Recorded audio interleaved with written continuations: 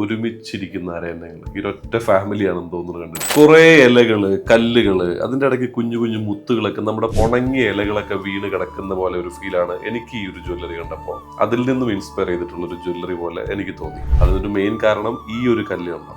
ഈ ഒരു കല്ല് എന്ന് പറഞ്ഞാൽ സാധാരണ ജ്വല്ലറികളിൽ വരുന്ന സ്റ്റോണിന്റെ ഒരു ഗ്ലേസിംഗ് ഇല്ല, ഒരു ഓഫ് ഗ്ലേസിംഗ് ആണ് കൊടുത്തിട്ടുള്ളത്.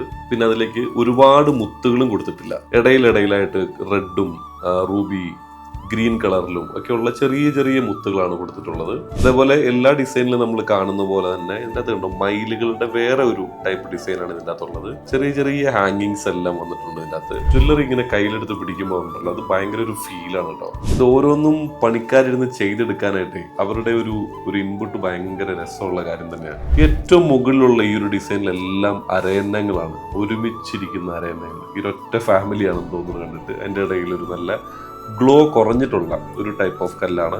ഒരു ആന്റിക് ട്രഡീഷണൽ ലുക്കാണ് ടോട്ടലി ഈ ഒരു മാലയ്ക്ക് വന്നിട്ടുള്ളത്. നോക്കാം ഈ ഒരു ജ്വല്ലറി കാത്തിരിക്കുന്ന ആരാണെന്ന് നമുക്കറിയാം. നിങ്ങൾക്ക് ഈ ജ്വല്ലറി കാണുമ്പോൾ തോന്നുന്ന ഡിസൈൻ ഐഡിയാസ് എല്ലാം ഉറപ്പായിട്ടും കമന്റ് ചെയ്യണേ. ഓരോ ദിവസവും ഇങ്ങനെയുള്ള നല്ല ഭംഗിയുള്ള ജ്വല്ലറികൾ കയ്യിലെടുത്ത് വെച്ച് വളരെ ഇഷ്ടത്തോടെ നിങ്ങൾ കാണിച്ചു തരുന്നതായിരിക്കും.